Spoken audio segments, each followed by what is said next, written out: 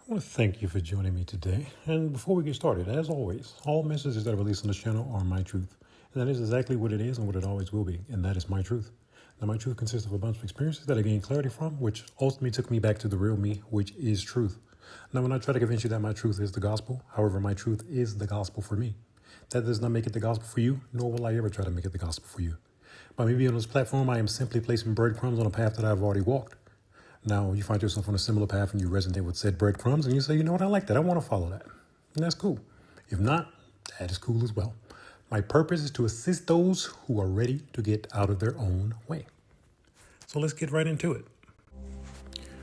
All right. So I just wanted to put out a little quick message. Basically, 5 steps that will assist you on your spiritual journey. Now, there are a ton of steps that can be listed, sure. But if I wanted to break it down, if I was given these 5 steps, my journey would have went a lot quicker. A lot quicker. Because you fall into so many rabbit holes on this journey. They just add time, unnecessary time. So if I just wanted to break down 5 simple ones, these would be it. So, number 1, let's define the spiritual. What is spiritual? Being spiritual. So, relating to or affecting the human spirit or soul as opposed to material or physical things. So, look, similar words, non-material, inner, psychic. These are all within. These are energies. Everything is energy. So, don't forget, break it down. Spirit is a similar word to energy. It's the same thing. So we're still talking about energy. So you're more concerned with spirit, soul, energy, whatever you want to call it. It's all a word. You are more concerned with that aspect of you rather than the physical things. That is what being spiritual is. Okay? We're going to leave it there. Don't add anything else to it.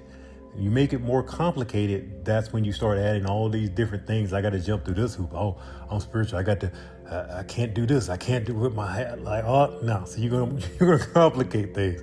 We're going to keep it simple. All right. That's number 1. We already defined what spiritual is. Step 2, don't take things personal. So when you're on this path, you'll realize that now that you understand that this is a spiritual battle. So the people, quote unquote, your ops, your enemies, whatever you want to call them, they're battling spirits. And it could be that spirit has taken over them. This is a spiritual battle. So when people are coming against you, you're going against that spirit that is within them. So if it overtook them, like in the Matrix, how Agent Smith took over people, it's the exact same thing. If your vibration is low, these spirits that roam around that you just can't see with your naked eye, but they can overtake you. Now, obviously, these people have to give consent, and you give consent by listening to these little ideas and things that, hey, this person, blah, blah, blah. And now the spirit has overtaken them. So with knowing that you're on your spiritual journey and you're going to interact with other spirits, there's no point in taking it personal. You just take it on the chops. You know what? Okay, I see what kind of spirit that you're working with. You know what? I'm just going to go ahead and remove myself. That's all you have to do. Don't take it personal. Don't try to get revenge. Don't do any of that. When you find out who someone is, as my grandmother used to say, when someone shows you who they are the first time, you better believe them. So there we go. Number 3, learn the art of letting go. What's the one thing you see that pops up all over the place now? Storage units. Like, they're popping up like crazy. Why? Because people can't let go of things. You have to, on this journey, you have to let go. All these things that you attach to, they hold a piece of your energy. So that's just like in the Bible when the rich man wants to follow Jesus, right? And he says, well, okay, well, give up all your riches and all this, that, and the other. Then you can follow. I'm like, oh, yeah, I don't want to follow that bad. You see, that's what it is. People are more concerned with the material things than they are with their own soul. So this is not a journey of the faint at heart, and it's not something that you can fake. You're going to have to, you can lie all you want to everyone in your life. But the divine, you cannot lie to, because it's going to see what truly is in your heart. Period. Everything is energy, and you're not hiding that. You're not hiding the energy that is truly in your heart. So you need to learn to let go of any and everything that no longer serves you. If you're on a path to becoming your highest and greatest version, you're on a path to enlightenment, discovering the self, whatever you want to call it, you're going to have to learn to let go. Because if you're holding on to things that do not serve you, they are going to become anchors in your life. So, continuing on. Number 4, get to know the real you that is on the inside. And that is the only way you're going to get to know the real you, is by going within. The kingdom of heaven is within you. This isn't it isn't a saying. That is, they just labeled it as heaven. I don't care what words you want to use. It is within you, and you have to go to that door, knock on it, walk in it. Everything is within you. And if you don't ever go within, then you're not going to discover the real you, the self, because you're more focused on the outside, these material things, these people, all these things you can see with your physical eyes and senses and all that stuff. But the real you is within you. And if you're going to be on the spiritual journey, you're going to have to get to know the real you, not a fragment of you. Continuing on. Number 5, last but not least, grab five spiritual books in the direction that you're trying to go. Now, I say 5, you can continue on after that, but 5 will give you just 5 different perspectives on the spiritual journey. Now, I'll tell you 5 that I personally like, that I read on my spiritual journey that helped me a lot. So books like Power versus Force, that's David R. Hawkins. Autobiography of a Yogi, that is Paramahansa Yogananda. That was actually the first spiritual book I read, the first one, which is insane to be having be your first one, because of all the things that goes on in that book. Like, if you have a closed mind, you're gonna be like, yeah, right. And that's not the first thought that I had when I read that book. So these books are letting you know what it's like when you're tapping into the spiritual world. It's levels to this. So it depends on how high up the level you want to go. Another good one, The Kabbalion. That one's the 3 Initiates. It's pretty much attributed to Hermes Trismegistus, aka Thoth, Tahuti, whatever you want to call it. Another good one, The 4 Agreements. It's another good book.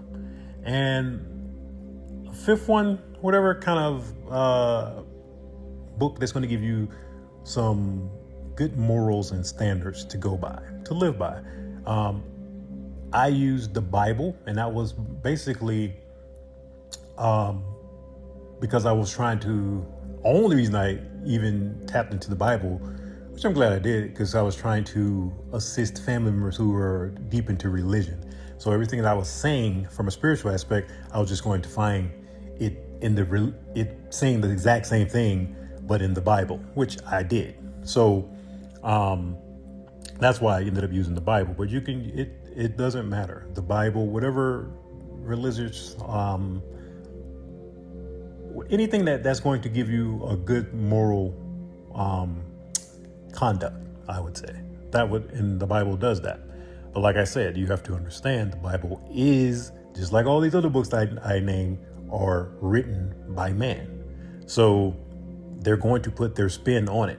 So the Bible is full of truths, and it also has false things in there as well to get you trapped. Understand the human language is just full of spells and curses, and it's designed that way to trap you. Everything I said in this message, you can come back with something to refute it because of how the language is written. So it keeps you trapped. All somebody has to do is just sound like they're sincere or sound like they know what they're talking about, and people, oh, okay, yeah, and then you're gonna follow by. Do your own research. You don't have to listen to anything I say on any one of these messages. I don't want you to listen. I want you to apply what it said, because believing is not going to, he's going to keep you in the same spot you're in. You're going to have to go forward with action. Belief, there is no action needed with belief. Oh, okay, I believe you. Nothing else you got to do. You believe him. So press forward. Like I said, this is something that's going to give you a good moral compass. 42 laws of Mayat. That's that right there. Look up the 42 laws of Mayat, and yeah, look up that. I would say, see how many of those laws that you're breaking. So, but this is just a quick. If I was told this at the beginning of my journey, it would have shaved years off of it. It literally would have, because especially when you're getting on the spiritual journey and you're trying to find out what this is, and I don't want to break my spiritual nature. What would Jesus do? What would Buddha do? Like, they would do whatever they did in their time. They're different individuals and they are on different paths. So don't model your path by somebody else's path. So your journey is unique to you. The divine is experiencing itself through you, through your lenses, through your perspective. So your journey is tailored for you. So don't get caught up. These books that I named are guides. They're just giving you information. Oh, okay. This is the ones that I named particularly. They will definitely help you on a spiritual path. If you read those 5 books as a starter, oh yeah, you'll be in the right direction. You're going to have a nice foundation to start on. And that's what it's about.